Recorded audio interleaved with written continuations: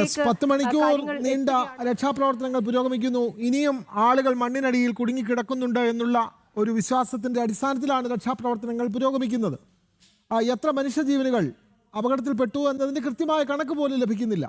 മോശപ്പെട്ട കാലാവസ്ഥയും നേരത്തെ അനഘ സൂചിപ്പിച്ചതുപോലെ തന്നെ ഈ മലയിടിച്ചിലിന് തൊട്ടു താഴെ കുത്തിയൊഴുകുന്ന പുഴയും ഒക്കെ ആ അന്തരീക്ഷത്തെ കൂടുതൽ പ്രയാസകരമാക്കുന്നുണ്ട്, രക്ഷാപ്രവർത്തനത്തെ കൂടുതൽ പ്രയാസകരമാക്കുന്നുണ്ട്. അരുൺ കൊടുങ്ങൂർ കൂടി ചേരുന്നു. അരുൺ, ഇപ്പോൾ സമയം 5 മണിയാകുന്നു.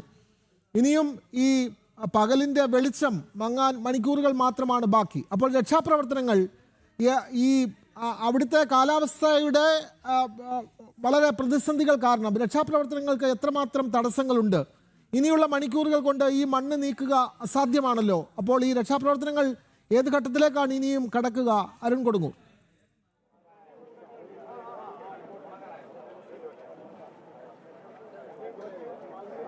ഇടവിട്ട് മഴ പെയ്യുന്നൊരിത് അത് തന്നെയാണ് ഏറ്റവും വലിയ പ്രതിസന്ധിയായിട്ട് നിൽക്കുന്നത്. കാരണം അല്പസമയം ഒന്ന് മഴ മാറി നിന്നിരുന്നു. അതുകൊണ്ട് തന്നെ 2 തരത്തിലുള്ള രക്ഷാപ്രവർത്തനമാണ് ഇവിടെ നടത്തിക്കൊണ്ട് ഇരുന്നത്. ഒന്ന്, മണ്ണിനടിയിൽ കുടുങ്ങിയവരെ രക്ഷിക്കാനുള്ള ഒരു ശ്രമങ്ങൾ, അത് പൂർണ്ണമായി തന്നെ കേന്ദ്ര സേനകളുടെ നേതൃത്വം നടക്കുക. മറ്റൊന്ന്, ഈ പാലത്തിന് അപ്പുറത്തേക്ക് ചൂരൽമല അടക്കം അതോടൊപ്പം തന്നെ പുത്തുമല അടക്കമുള്ള പ്രദേശങ്ങളിൽ കുടുങ്ങിക്കിടക്കുന്ന നിരവധി ആളുകളുണ്ട്. അവിടേക്കുള്ള ഏക ആശ്രയം എന്നത് ഈ പാലമാണ്. അതുകൊണ്ട് തന്നെ അവർക്ക് പുറം ലോകത്തേക്ക് എത്താനുള്ള ഒരു വലിയ ഉപാധി എന്നത് ഈ പാലം മാത്രമായിരുന്നു. അതുകൊണ്ട് തന്നെ ഈ സമയത്ത് ഇവരെയൊക്കെ തന്നെ സുരക്ഷിതമായി, മഴ മാറി നിൽക്കുന്ന ഈ സമയത്ത് ഇവരെയൊക്കെ സുരക്ഷിത സ്ഥാനത്തേക്ക് എത്തിക്കാനുള്ള ഒരു നടപടികളായിരുന്നു വേഗത്തിൽ നടത്തിയിരുന്നത്. അതിൻ്റെ തത്സമയ ദൃശ്യങ്ങൾ അല്പസമയങ്ങൾക്ക് മുമ്പ് നമ്മൾ കാണുകയും ചെയ്തതാണ്. എന്തായാലും ഏറ്റവും പ്രധാനപ്പെട്ട ഒരു സമയത്തേക്ക് കൂടിയാണ് കടന്നു പോകുന്നത്. കാരണം ഇനി നേരത്തെ വിനോദ് സൂചിപ്പിച്ച പോലെ തന്നെ ഇനി ഏറ്റവും പ്രതിസന്ധി നിറഞ്ഞ സമയത്ത് കൂടിയാണ് കടന്നു പോകുന്നത്. എന്തായാലും മഴ പെയ്യുന്നു, അതോടൊപ്പം തന്നെ വെളിച്ചം പൂർണ്ണമായും ഇല്ലാതാകുന്ന ഒരു അവസ്ഥയിലേക്ക് വരുന്നു. രാത്രി വൈകിയും തിരച്ചിൽ നടത്താനുള്ള ഒരു സാധ്യത ഇപ്പോഴും നിലവിൽ ഉണ്ട്. ജില്ലാ കളക്ടർ അതിനുവേണ്ട സൗകര്യങ്ങളൊക്കെ തന്നെ ഒരുക്കിയിട്ടുണ്ട് എന്നാണ് അല്പസമയങ്ങൾക്ക് മുമ്പ് ജനം ടിവിയോട് വ്യക്തമാക്കിയിരുന്നത്. അതിനുവേണ്ട എല്ലാ സജ്ജീകരണങ്ങളും ഒരുക്കുകയും ചെയ്തിട്ടുണ്ട്. കേസുകൾ റിപ്പോർട്ട് ചെയ്തിട്ടില്ല എന്നുകൂടി ഇത് മുമ്പ് പറയുകയും ചെയ്തിട്ടുണ്ട്. എന്തായാലും രക്ഷാപ്രവർത്തനം ഇങ്ങനെ പുരോഗമിച്ചു കൊണ്ടിരിക്കുകയാണ്. നേരത്തെ പോലെ തന്നെ ഇപ്പോഴും കൃത്യമായി തന്നെ ഏകോപനമില്ലായ്മ അതൊരു പ്രതിസന്ധിയായി തന്നെ ഇവിടെ നിലനിൽക്കുകയാണ്. കാരണം കൃത്യമായ ഒരു ഇടപെടൽ ഒരു ഭാഗത്തുനിന്നും ഉണ്ടാകുന്നില്ല എന്നുള്ളതാണ് ഏറ്റവും പ്രധാനപ്പെട്ട വസ്തുത. കൃത്യമായ ഒരു ഇടപെടൽ ഉണ്ടാകാത്തത് തന്നെ രക്ഷാപ്രവർത്തനത്തെ അത് വലിയ രീതിയിലേക്ക് തുടക്കത്തിൽ ബാധിച്ചിരുന്നു. അതിനുശേഷമാണ് കേന്ദ്ര സേനകളടക്കം എത്തിക്കൊണ്ട് പരമാവധി ആളുകളെ രക്ഷിക്കാനുള്ള നടപടികളിലേക്കൊക്കെ തന്നെ പോയിരുന്നു. അതോടൊപ്പം തന്നെ മണ്ണിൽ കുടുങ്ങിക്കിടക്കുന്നവരുടെ എണ്ണമടക്കം കൃത്യമായി അറിയാത്തൊരു സാഹചര്യമുണ്ട്. എത്ര പേർ ഈ മണ്ണിൽ കുടുങ്ങിക്കിടപ്പുണ്ട് എന്നുള്ളൊരു ചോദ്യത്തിന് ഇതുവരെയും കൃത്യമായ ഒരു ഉത്തരം നൽകാൻ അധികൃതർക്ക് കഴിഞ്ഞിട്ടുമില്ല. എന്തായാലും ഇപ്പോൾ പരമാവധി ആളുകളെ പുറത്തെത്തിക്കാനുള്ള ഒരു നടപടികൾ ചൂരൽമലയും പുത്തുമലയും ഒക്കെ തന്നെ കുടുങ്ങിക്കിടക്കുന്ന ആളുകളെ പരമാവധി വേഗത്തിൽ പുറത്തെത്തിക്കാനുള്ള ഒരു നടപടികളാണ് ഇപ്പോൾ നടന്നുകൊണ്ടിരിക്കുന്നത്. അതുതന്നെയാണ് ഏറ്റവും പ്രധാനമായി എടുത്ത് പറയേണ്ടത്. എന്തായാലും മഴ ഇപ്പോൾ വീണ്ടും മാറി നിൽക്കുന്ന ഒരു സാഹചര്യമാണ്. പരമാവധി വേഗത്തിൽ രക്ഷാപ്രവർത്തനം നടത്തുക. അതിന് വേണ്ടത് ഈ പാലം പൂർണ്ണമായും സഞ്ചാരയോഗ്യമാക്കുക എന്നുള്ളതാണ്. പക്ഷേ പാലത്തിൻ്റെ ബലക്ഷയം അടക്കമുള്ളവ ഒരു വലിയ പ്രതിസന്ധിയായി നിൽക്കുന്നു. പാലത്തിലെ മണ്ണ് പൂർണ്ണമായും മാറ്റാനുള്ള നടപടികൾ, അതിനായാണ് ഈ ടിപ്പറുകളും അതോടൊപ്പം തന്നെ മണ്ണ് മാന്തി യന്ത്രങ്ങളും ഒക്കെ തന്നെ ഇവിടേക്ക് കൊണ്ടുവന്നിരിക്കുന്നത്. അതോടൊപ്പം തന്നെ വിവിധ സംഘങ്ങളായി തിരിഞ്ഞുകൊണ്ട് ഈ മണ്ണിടിഞ്ഞ മേഖലകൾ തിരച്ചിൽ നടത്തുകയാണ്. പക്ഷേ ഇപ്പോഴും ഒരു വലിയ അപകട ഭീതി നിലനിൽക്കുകയാണ്. വീണ്ടും മണ്ണിടിയാനുള്ള സാധ്യതകളൊക്കെ തന്നെ ഇപ്പോഴും നിലനിൽക്കുന്നുണ്ട്. അതുകൊണ്ട് തന്നെ അത്തരത്തിൽ കരുതലോടെയുള്ള ഒരു പ്രവർത്തനം മാത്രമാണ് ഇപ്പോൾ സാധ്യമാകുക. അതോടൊപ്പം തന്നെ ഇടപെട്ട് പെയ്യുന്ന ആ മഴ അതൊരു വലിയ ഭീഷണി തന്നെ ഉണ്ടാക്കുകയും ചെയ്യുന്നുണ്ട്. എന്തായാലും രക്ഷാപ്രവർത്തനം അതിൻ്റെ ഏറ്റവും പ്രധാനപ്പെട്ട ഘട്ടങ്ങളിലൂടെ കടന്നു പോവുകയാണ്.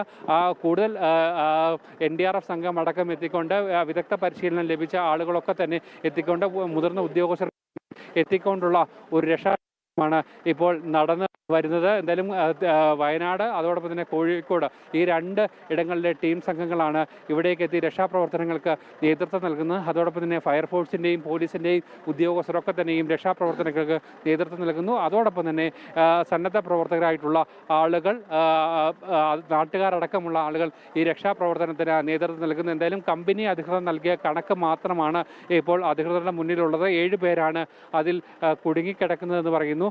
ആ ആളുകളെ കണ്ടെത്താനുള്ള ഒരു ശ്രമങ്ങൾ, അതിന് അല്പസമയങ്ങൾക്ക് മുമ്പ് 2 പേരുടെ മൃതദേഹങ്ങൾ ഇവിടെ നിന്ന് കണ്ടെത്തുകയും ചെയ്തിട്ടുണ്ട്. എന്തായാലും പരമാവധി ആളുകളെ ഏറ്റവും വേഗത്തിൽ കണ്ടെത്താനുള്ള ഒരു ശ്രമങ്ങളൊക്കെ തന്നെയും നടത്തി വരികയാണ്. എന്തായാലും വലിയ രീതിയിലുള്ള ഒരു പ്രതിസന്ധിയിലൂടെ തന്നെയാണ് കടന്നു പോകുന്നത്. എന്തായാലും സന്ധ്യയോടടുക്കുന്നു, വെളിച്ചം വാങ്ങുന്ന ഈ ഒരു സമയത്തേക്ക് വലിയ ബുദ്ധിമുട്ടുകൾ ഉണ്ടാകാനുള്ള ഒരു സാധ്യത തന്നെയാണ് നിലവിലുള്ളത്. അതിനനുസരിച്ചുള്ള ഒരു ക്രമീകരണങ്ങൾ, മുൻകരുതലുകളൊക്കെ തന്നെ എടുക്കേണ്ടതുണ്ട്.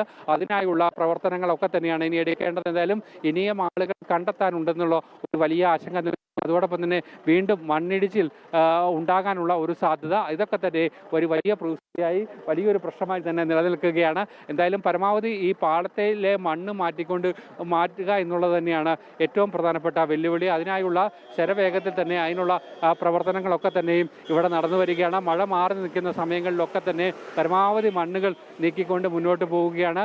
പരമാവധി ടിപ്പറുകളും അതോടൊപ്പം തന്നെ മണ്ണ് മാന്തി യന്ത്രങ്ങളും, ഏറ്റവും വലിയ മണ്ണ് മാന്തി യന്ത്രങ്ങളും ഒക്കെ തന്നെ ഇവിടേക്ക് എത്തിച്ചുകൊണ്ട് മുന്നോട്ട് പോവുകയാണ്.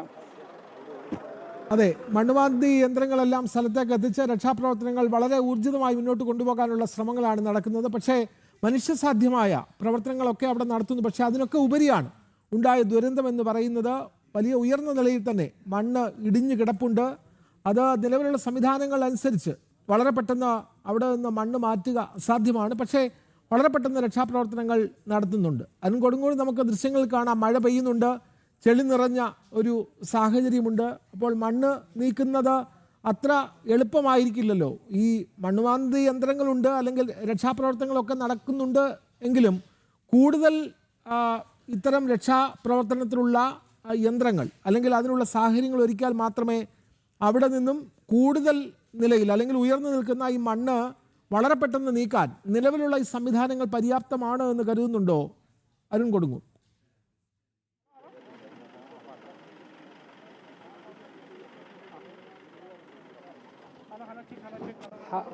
തീർച്ചയായും കൂടുതൽ യന്ത്രങ്ങൾ ഇവിടേക്ക് എത്തിക്കുക. പക്ഷേ മഴ ഒരു വലിയ വെല്ലുവിളിയായി തന്നെ നിലനിൽക്കുകയാണ്. രാവിലെ മുതൽ തന്നെ ഈ മണ്ണിടിച്ചിൽ ഉണ്ടായ ആ സമയം മുതൽ തന്നെ വലിയ രീതിയിലേക്കുള്ള ഒരു മഴയായിരുന്നു പ്രദേശത്ത് അനുഭവപ്പെട്ടുകൊണ്ടിരുന്നത്. അത് രക്ഷാപ്രവർത്തനത്തെ സാരമായി തന്നെ ബാധിച്ചു. ആദ്യ മണിക്കൂറിൽ തന്നെ അത് ഒരു വലിയ പ്രതിസന്ധിയായി തന്നെ തീർക്കുകയും ചെയ്തിരുന്നു. അതോടൊപ്പം തന്നെ രക്ഷാപ്രവർത്തകർക്ക് ഈ പ്രദേശത്തേക്ക് എത്തിച്ചേരാനുള്ള ഒരു പ്രധാനപ്പെട്ട പാലം കൂടി അത് മണ്ണിടിച്ചിൽ പൂർണ്ണമായും തകരുന്ന ഒരവസ്ഥയിലേക്ക് എത്തിയിരുന്നു. അതുകൊണ്ട് തന്നെ ഈ മേഖലകളിൽ നിന്നും കൃത്യമായ ഒരു രക്ഷാപ്രവർത്തനം ആദ്യഘട്ടങ്ങളിൽ നടത്തുക ഒരു അസാധ്യമായിരുന്നു. ഇപ്പോഴും മണ്ണ് പൂർണ്ണമായും ഇവിടെ നിന്നും നീക്കാൻ കഴിഞ്ഞിട്ടില്ല. അതിൻ്റെ ദൃശ്യങ്ങൾ കൂടിയാണ് നമ്മൾ കണ്ടുകൊണ്ടിരിക്കുന്നത്. എന്തായാലും ആ പ്രദേശത്തെ ആ പാലത്തിലെ മണ്ണ് പൂർണ്ണമായും മാറ്റുക എന്നുള്ളതാണ് ഏറ്റവും പ്രധാനപ്പെട്ട കാര്യം. അതിനായുള്ള ഒരു തയ്യാറെടുപ്പുകൾ, അതിനായുള്ള ഒരു ക്രമീകരണങ്ങൾ അതുതന്നെയാണ് ഇപ്പോൾ നടന്നുകൊണ്ടിരിക്കുന്നത്. എന്തായാലും പരമാവധി ആളുകളെ പുറത്തെത്തിക്കുക എന്നുള്ളതാണ്. ഈ പാളത്തിന് അക്കരെയുള്ള നിരവധി കുടുംബങ്ങളുണ്ട്, പ്രായമായവരുണ്ട്, കുട്ടികളുണ്ട്. അവരെയൊക്കെ തന്നെ പുറത്തെത്തിക്കാനുള്ള ഒരു ശ്രമങ്ങളൊക്കെ തന്നെ അല്പസമയങ്ങൾക്ക് മുമ്പ് നടന്നിരുന്നു. അതിനുശേഷം ഇപ്പോൾ വീണ്ടും തിരച്ചിൽ പരമാവധി വേഗത്തിൽ പാളത്തിലെ മണ്ണ് മാറ്റിക്കൊണ്ട് പരമാവധി വേഗത്തിൽ ഈ തിരച്ചിലുകൾ നടത്തുന്ന ഒരു ദൃശ്യങ്ങളാണ് നമ്മൾ ഇപ്പോൾ കണ്ടുകൊണ്ടിരിക്കുന്നത്. എന്തായാലും മഴ മാറി നിൽക്കുന്ന ഒരു സമയമാണ്. ആ സമയത്ത് പരമാവധി വേഗത്തിൽ ഈ തിരച്ചിൽ നടത്തുക എന്നുള്ളതാണ് ഏറ്റവും പ്രധാനപ്പെട്ട കാര്യം. അതിനായുള്ള ഒരു നടപടിക്രമങ്ങളിലേക്കാണ് പോകുന്നത്. എന്തായാലും രാത്രി വൈകിയും തിരച്ചിൽ നടക്കുമോ എന്നുള്ള കാര്യത്തിൽ ഒരു വ്യക്തത ഇപ്പോഴും വന്നിട്ടില്ല. അതോടൊപ്പം തന്നെ മന്ത്രിമാരടങ്ങുന്ന സംഘം അല്പസമയങ്ങൾക്കുള്ളിൽ ഈ ദുരന്തം നടന്ന സ്ഥലത്തേക്ക് എത്തുന്നുണ്ട്. ഇവർ കൂടി എത്തിയതിനു ശേഷമായിരിക്കും ബാക്കി കാര്യങ്ങളിൽ ഒരു അന്തിമ തീരുമാനം ഉണ്ടാകുക. വിനോദ്, അതെ, മഴ മാറി നിൽക്കുന്ന സാഹചര്യം, അതുകൊണ്ട് രക്ഷാപ്രവർത്തനങ്ങൾ കുറച്ച് ഊർജിതമായി നടക്കുന്നുണ്ട്. സംഭവ സ്ഥലത്ത് നിന്ന് മിഥുൻ പിള്ള കൂടി ചേർന്നു. മിഥുൻ പിള്ള, ഇവിടെ അരുൺ കൊടുങ്ങൂർ പറയുന്ന അവിടെ മഴ മാറി നിൽക്കുന്ന സാഹചര്യത്തിൽ രക്ഷാപ്രവർത്തനത്തിന് കുറച്ച് വേഗം കൂടിയിട്ടുണ്ട് എന്നുള്ള കാര്യമാണ്. ഇപ്പോൾ നമുക്കറിയാം സമയം 5 മണി കഴിഞ്ഞിരിക്കുന്നു. അപ്പോൾ പകലിൻ്റെ വെളിച്ചം ഇല്ലാതാകാൻ പോവുകയാണ്. രാത്രിയും തെരച്ചിൽ നടത്താനുള്ള സംവിധാനങ്ങൾ അവിടെ ജില്ലാ കളക്ടർ അടക്കം ഏർപ്പെടുത്തിയിട്ടുണ്ട് എന്ന് പറയുന്നു. നമുക്കറിയാം വയനാട് എന്ന് പറയുന്ന പ്രദേശം ഒരു ദുരന്തമുണ്ടായി, അതിൽ നിന്നും ഉണർന്നു വരാൻ പോലും കഴിഞ്ഞിട്ടില്ല.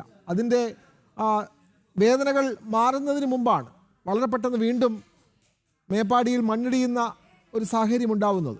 എത്ര പേർ ആ മണ്ണിനടിയിൽ കുടുങ്ങിക്കിടപ്പുണ്ട് എന്നറിയില്ല. മരണത്തിൻ്റെ കണക്കും അത്ര സ്ഥിരീകരിക്കാനും കഴിയുന്നില്ല. അപ്പോൾ ഈ രക്ഷാപ്രവർത്തനം രാത്രിയും തുടരും, അങ്ങനെ തന്നെയല്ലേ പറയാൻ കഴിയുക മിഥുൻ പിള്ള?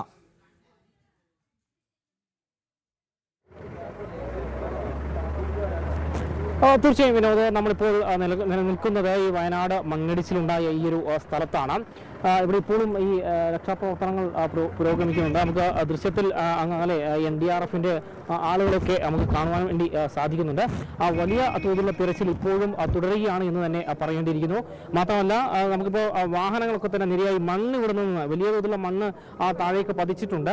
ആ മണ്ണൊക്കെ നീക്കം ചെയ്യുന്ന പ്രവൃത്തി സജീവമായി തന്നെ നടക്കുന്നുണ്ട്. ഊഴമനുസരിച്ച് ഓരോ ടിപ്പർ ലോറികളായി ഇവിടെ വന്ന് ഈ അടിഞ്ഞുകൂടിയ മണ്ണ് നീക്കം ചെയ്യാനുള്ള ഒരു പ്രവൃത്തികൾ സജീവമായി തന്നെ നടക്കുന്നുണ്ട്. നിലവിൽ 4 മരണമാണ് സ്ഥിരീകരിച്ചിരിക്കുന്നത്. നമുക്കറിയാം നിരവധി പേർ ആശുപത്രിയിൽ ചികിത്സയിൽ കഴിയുന്നുണ്ട്. അവരുടെ ആരോഗ്യ നിലയെ സംബന്ധിച്ച് ചില ആളുകളുടെ ഒക്കെ തന്നെ അപകടനില തരണം ചെയ്തിട്ടുണ്ട് എന്നാണ് നമുക്ക് മനസ്സിലാക്കാൻ വേണ്ടി സാധിക്കുന്നത്. നിരവധി പേർ ആശുപത്രിയിൽ ചികിത്സയിലുണ്ട്. അതിലും അവരൊക്കെ തന്നെ ജീവിതത്തിലേക്ക് തിരിച്ചു വരുമെന്നൊരു പ്രതീക്ഷ തന്നെയാണ് ഈ ഒരു സമയവും നിലനിൽക്കുന്നത്. നമുക്ക് ദൃശ്യങ്ങളിൽ അതിൻ്റെ ഇപ്പോൾ ഈ മണ്ണിടിഞ്ഞതിൻ്റെ ഒരു ഭീകരാവസ്ഥ നമുക്ക് കാണുവാൻ വേണ്ടി സാധിക്കും. ഇതിലും വലിയ തോതിലുള്ള തിരച്ചിൽ തുടരുകയാണ്.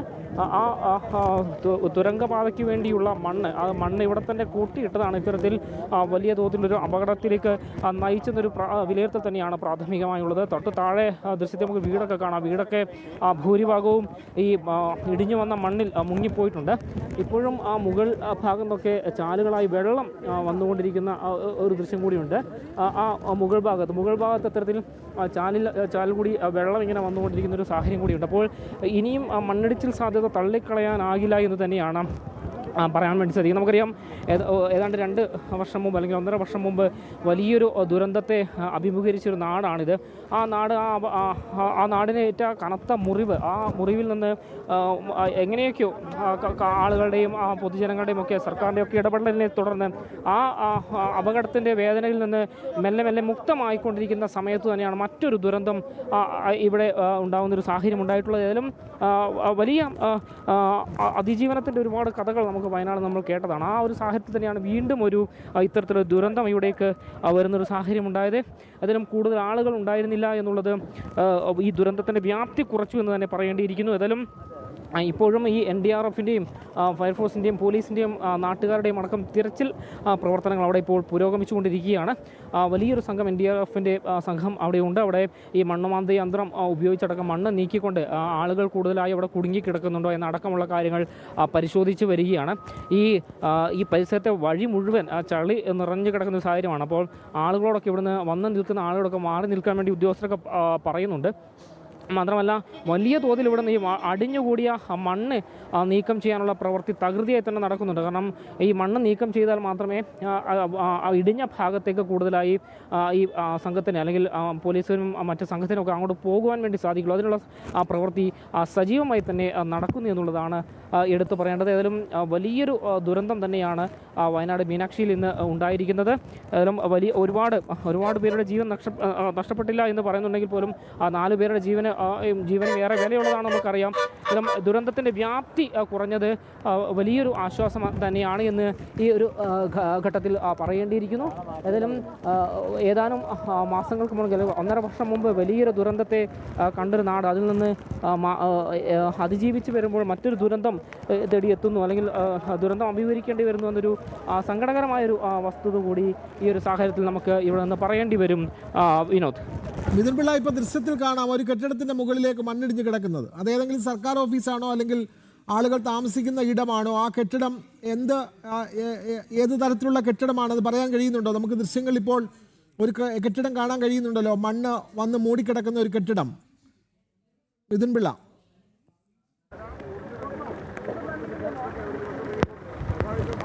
വിനോദ്, ഈ പ്രദേശം നമുക്കറിയാം വലിയ കുന്നിൻ ചെരുവുകളുള്ള പ്രദേശമാണ്. ഇവിടെ നിന്ന് ഈ തുരങ്കപാതയ്ക്ക് വേണ്ടി മണ്ണ് നീക്കം ചെയ്ത സമയത്ത് അതിവിടെ വലിയ തോതിൽ കൂട്ടിയിട്ട് തന്നെയാണ് ഇത്തരത്തിൽ ഒരു വലിയ ദുരന്തത്തിലേക്ക് നയിച്ചതെന്ന് തന്നെ പറയേണ്ടിയിരിക്കുന്നു. കാരണം ഈ മണ്ണ് ആ സമയത്ത് തന്നെ കൊണ്ടുപോയിരുന്നെങ്കിൽ ഇത്തരം വലിയൊരു വിപത്ത് ഇവിടെ ഉണ്ടാകുമായിരുന്നില്ല എന്നൊരു പ്രാഥമിക വിലയിരുത്തൽ തന്നെയാണ് നിലവിൽ ഉള്ളത്. ഏതായാലും ഈ ആശങ്കകൾക്കിടയിൽ അല്ലെങ്കിൽ ഇത്തരമൊരു സാഹചര്യങ്ങൾക്കിടയിൽ ഈ ദുരന്തത്തിനിടയിൽ തിരച്ചിൽ അതിൽ ഊർജിതമാക്കുന്ന ഒരു നീക്കം തന്നെയാണ്. പക്ഷേ ഇവിടെ കാലാവസ്ഥ ഇങ്ങനെ മാറി മറിഞ്ഞുകൊണ്ടിരിക്കുകയാണ്. നമ്മൾ വന്ന സമയത്ത് മഴ വലിയ തോതിൽ ഉണ്ടായിരുന്നില്ല. പക്ഷേ ഇപ്പോൾ ശക്തമായി കാറ്റടിച്ച് തുടങ്ങിയിട്ടുണ്ട്. ചെറിയ തോതിൽ മഴ ഇങ്ങനെ പെയ്തു തുടങ്ങിയിട്ടുണ്ട്. അപ്പോൾ ഇത് എത്ര സമയം ഇതിങ്ങനെ ഈ തെരച്ചിൽ പ്രക്രിയയുമായി മുന്നോട്ട് പോകാൻ കഴിയും എന്നൊരു സംശയം നിലനിൽക്കുന്നുണ്ട്. കാരണം സജീവമായി നല്ല വെളിച്ചമൊക്കെ ഉണ്ടെങ്കിൽ മാത്രമേ സജീവമായ തിരച്ചിൽ നടത്താൻ വേണ്ടി സാധിക്കുകയുള്ളൂ. കാലാവസ്ഥ ഏറെ പ്രതികൂലമായി കഴിഞ്ഞാൽ ഈ തിരച്ചിൽ പ്രക്രിയ സാരമായി ബാധിക്കുന്നൊരു സാഹചര്യമുണ്ടാകും. അപ്പോൾ അതിനെങ്ങനെ മറികടക്കാൻ കഴിയുമെന്ന് കണ്ടു തന്നെ അറിയേണ്ടിയിരിക്കുന്നു. അല്ലെങ്കിൽ ഈ കാലാവസ്ഥ ഏറെ മോശമായി കഴിഞ്ഞാൽ ഒരു സമയത്തിന് അപ്പുറത്തേക്ക് ഈ തിരച്ചിൽ നീട്ടിക്കൊണ്ടു പോകാൻ കഴിയാത്ത ഒരു സാഹചര്യമുണ്ടാകും. അത് പിന്നീട് നാളെ പുലർച്ചെ ഈ തിരച്ചിൽ പുനരാരംഭിക്കുന്ന ഒരു തരത്തിലേക്ക് കാര്യങ്ങൾ പോവുകയും ചെയ്യും. വിനോദ്.